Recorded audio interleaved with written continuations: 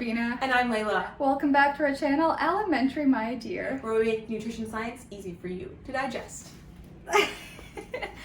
So today, you know how everyone's always like, calories in, calories out. Well, what the heck does calories out even mean? That's what we're talking about today. So before we begin, make sure you hit that subscribe button so you never miss a video. So I think with calories out, a lot of times our minds immediately goes to things like exercise and moving our bodies more. And that's absolutely an important component, but did you know it's actually not the biggest contributor? It actually contributes less than half of our energy out, or our calories out. There's actually 3 components of energy expenditure, and we're gonna go into each of those a little bit more today. Yeah.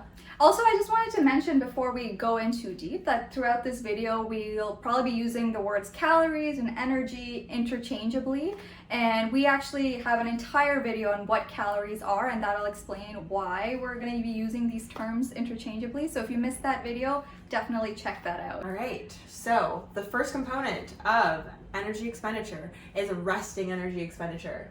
Yeah, and resting energy expenditure, or REE, is basically all the calories and energy it takes just to kind of keep you alive. So when you're, sleeping and, just to keep your heart beating and your lungs breathing and all of those processes that, we're not even consciously aware of, which makes our bodies so incredible, that all goes into our resting energy expenditure.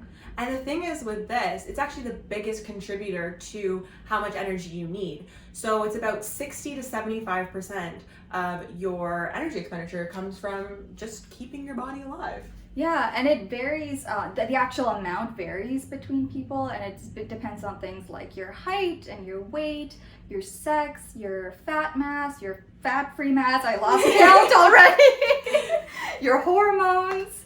And the really cool thing about, fat-free mass, what that means is, things like muscle mass. It includes muscle mass, and what's cool about muscle mass is, you've probably heard, it's all, we have this notion a lot that, you want to gain muscle to increase your metabolism. And there's absolute truth to that, because having more muscle is actually very metabolically active, and it does take a lot of energy to maintain, especially when compared to fat mass. Exactly. And when we talk about height and weight, for example, this kind of seems a little bit intuitive, but when you have a bigger body, you need more energy to keep all those extra cells alive. Mm-hmm. And so that's why that's a very important component of energy expenditure. Yeah, and during, times of growth, when you think about like adolescents or teenagers, they're going through growth spurts, you always hear that joke about like if you have teenage sons, teenage boys that they're just eating constantly. Well, that's because, their bodies are rapidly growing, and, you do need a lot more energy during that time. Actually, I think that period of time is when you see the most rapid growth outside of infancy. So it actually makes sense that, I'm not a parent, but if you have teenagers that are eating a lot more than they used to, makes perfect sense. Exactly. So when people think of resting energy expenditure, people might think that it's very fixed, and once you're an adult, your resting energy expenditure is your resting energy expenditure. But there are a lot of differences between different people, and also throughout your life course you see lots of changes. Yeah, exactly. One example that comes to mind actually is, a lot of times if you are on a caloric restriction, or you're trying to lose weight and your body mass goes down, as we kind of alluded to before, if just being in a smaller body in and of itself means that you need less energy or less calories to just maintain and survive in that smaller body. And also a lot of times with weight loss, you see muscle loss as well. So because of that, losing that metabolically active tissue, your resting energy expenditure may drop even further. Exactly. As people get older, we see decreases in their resting energy expenditure. However, it's important to note that that's largely due to losses of muscle mass that accompanies aging, largely to do with changes in appetite and also decreased physical activity as people get older. Yeah, exactly. It's interesting because I think we kind of all generally know and see that our metabolism slows down as we get older. And it is interesting because a lot of research does show that most, if not all of that, is due to muscle loss. And which kind of highlights the importance of things like strength training and resistance training, but we're going to be talking about that more when we talk about physical activity. And the second component of energy expenditure that we're going to talk about today is the thermic effect of food. And I think this is the one that maybe the least amount of people are familiar with, because I know I definitely didn't know about it before I started studying nutrition. Yeah, that's a good point. I don't think I knew about it until, our undergrad as well. And it's super interesting because I think normally when you think about food, you only think about it as like an energy in or calories in type of component. But actually, it actually takes our body's energy just to digest and absorb and metabolize the food that we eat. So that's pretty cool. Mm-hmm. And so thermic effect of food actually contributes around 10% of your energy expenditure, which seems like a lot for a process that's giving you energy. Really cool too is like the different macronutrients. So fats, proteins, and carbohydrates, they actually take different amounts of energy for our bodies to digest. So the one that takes the least amount is fat. So that's about between 0 and 3% of the energy that it provides. It requires between 0 and 3% of that to digest it. Exactly. And carbohydrates are kind of in the middle, and it takes about 5 to 10% of the energy to kind of process carbohydrates. And then protein uses the most amount of energy to process, so that's between 20 and 30%. And that's mostly because your body, to metabolize protein, uses quite a bit of energy. And that's not actually really coming from the digestion or absorption process. Yeah, that's really interesting. And it's worth mentioning too that, these ranges, these numbers that we said, different research kind of has slightly different numbers, but it's pretty consistent across the literature that fat does take the least amount of energy for our bodies to process, and proteins seem to take the most amount of energy. But do not take that as a reason to demonize fat. Fat is so, so important, and there actually are certain fats that your body can't produce itself that are essential to life. So make sure you're eating fat. Yeah, exactly. I think there's already some fear around fat, and hearing that it has a low thermic effect might kind of reinforce that. But no, like Layla said, there are fats that our bodies need but is not able to produce. So we actually do need to get them from our diet.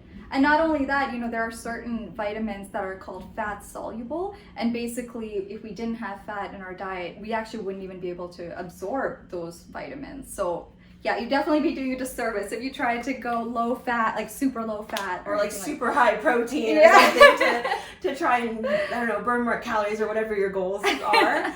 Another really important thing to know about the thermic effect of food is there's a lot of variability between people. So some of that could come from what the person's diet looks like. So if someone's eating more protein or less protein and more fats, carbohydrates, that will change things. But also it's highly dependent on things like genetic factors, things like sex, age, and so on. Yeah, exactly. So I think the point here is that you don't necessarily need to be very consciously adding more protein or eating less fat just to kind of increase your thermic effect of food. The last component of energy expenditure that we're going to talk to you about today is the one that we're the most familiar with and we talk about the most, which is physical activity. Yeah, and physical activity actually accounts for about 15 to 30% of our total daily energy expenditure. And as you can see by that range, it's actually kind of wide. And that's because, different people have very different activity levels. And what's interesting too, even if you think about, the upper end of that, even if, your physical activity accounts for 30% of your energy expenditure, as you can see, there's 70 other percent that's, not as much directly in your control. When we talked about the thermic effect of food and our resting energy expenditure. That's a very good point. And I think when people think of physical activity, they think of deliberate exercise, but there's actually the gym. Exactly. There's actually two components to it. There is what we think of deliberate exercise, and then there's also something called NEAT, which is a fun little acronym for non-exercise activity thermogenesis, which is basically the energy you use doing all the other movements that you do in your day. Yeah, all the day-to-day activities that you do that aren't, sedentary behaviors where you're just sitting or laying down or whatever. But you're, it's not necessarily moderate intensity or vigorous intensity.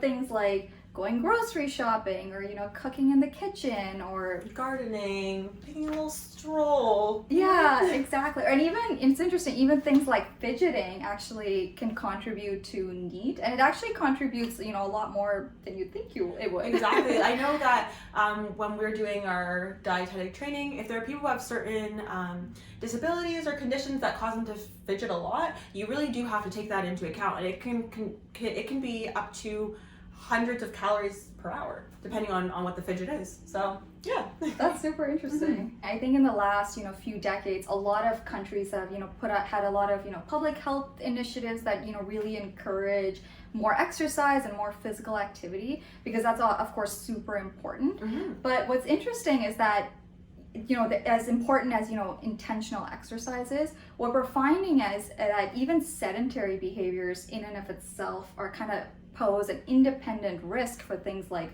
cardiovascular disease and all-cause mortality.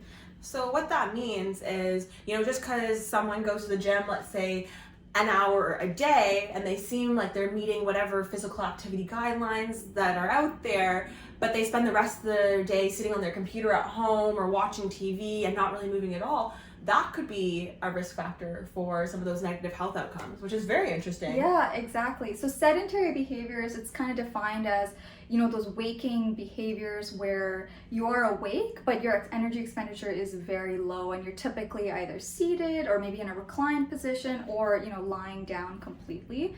And yeah, as we're seeing that it's not just about increasing exercise. We also want to, it's not just about adding exercise. We also want to be mindful of reducing those sedentary behaviors. And that's where things like the NEAT that we talked about is super important. Those little things that you do throughout the day, whether it's going to the grocery store, chatting with your friend and kind of, having an energetic conversation, or like singing in the shower. All of these things add up. Yeah, or even just walking for transportation. So I know there's a campaign to try and get people to get off the subway one stop early, and that contributes to that non-exercise activity thermogenesis and makes people less sedentary. Yeah, it's very important. And when we talk about intentional exercise too, earlier when we were talking about resting energy expenditure and how muscle mass contributes to heightened resting energy expenditure,